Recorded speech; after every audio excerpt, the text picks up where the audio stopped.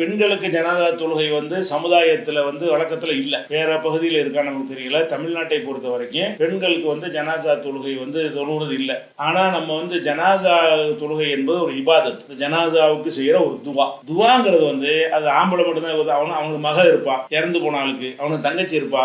பெண் என்ற காரணத்தினால அவளுக்கு அந்த துவா மறுக்க முடியுமா உங்களால?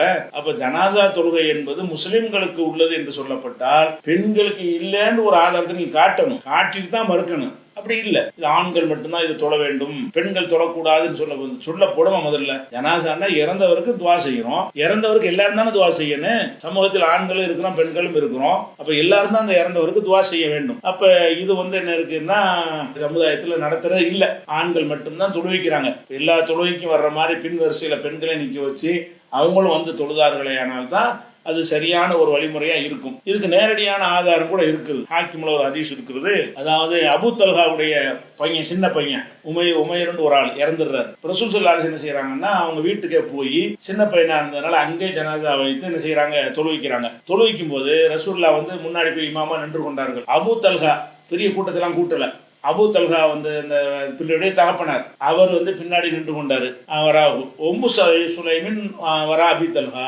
அபூ தல்ஹாவுக்கு பின்னாடி பெண் கடைசிலாம் நிக்கணும். அப்ப ரசூல்லா அபூ தல்ஹா உம்மு சுலைம் என்று ஜனாதா தொழுகை வீட்டில் போய் நடத்திருக்கிறாங்க. அப்ப அபூ தல்ஹா இதை அறிவிக்கிறார். பிற்காலத்தில் அபூ தல்ஹா தான் அறிவிக்கிறார். அப்ப ரசூல் ஸல்லல்லாஹு அலைஹி வஸல்லம் தொழுது ஜனாதா தொழுகையில நீ பொம்பளை விளைவிக்க, அவர் மட்டும் தான் தொழுவணும், வாப்பா மட்டும் தான் தொழுவணும், அம்மா விளைவிக்கன்னு சொன்னாங்களா? அப்ப ரசூல் ஸல்லல்லாஹு அலைஹி வஸல்லம் இந்த பெண்களுக்கு ஜனாதா தொழுகை உண்டு காட்டிட்டு போயிட்டாங்க. ஊர் உலகத்தை அழைச்சிருந்தா நிறைய பெண்கள் அழைப்பாங்க. யாரும் அழைக்கல, சின்ன பிள்ளைங்கிறதுனால யாரும் அழைக்கல.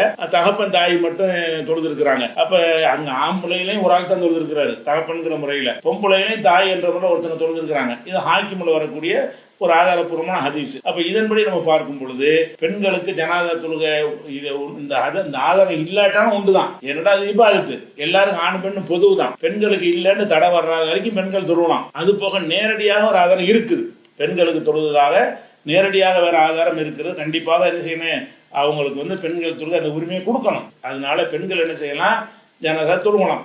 ஒரு ஜனாசாவுக்கு ஒரே ஒரு தொழுகை தான் என்றெல்லாம் கிடையாது. ஜனாதா தொழுகை நடந்து முடிஞ்சிருச்சு, திடீர்னு ஒரு 50 பேர் இறங்கிட்டாங்க, அதெல்லாம் கிடையாதுன்னு சொல்ல முடியுமா? அவங்களுமே நிறைவேற்றலாம். அவங்க 50 பேர் தொழுவலாம், இன்னொரு 50 பேர் பிறகு வர்றாங்கன்னா இன்னொரு 50 தொழுவலாம். அதுக்கு எந்த லிமிட் மார்க்கத்தில் கிடையாது. அதனால நீங்க அங்க பெண்கள் தொழுதுட்டு நீங்க அனுப்பி வச்சுக்கலாம் இந்த காலத்து நடைமுறையில.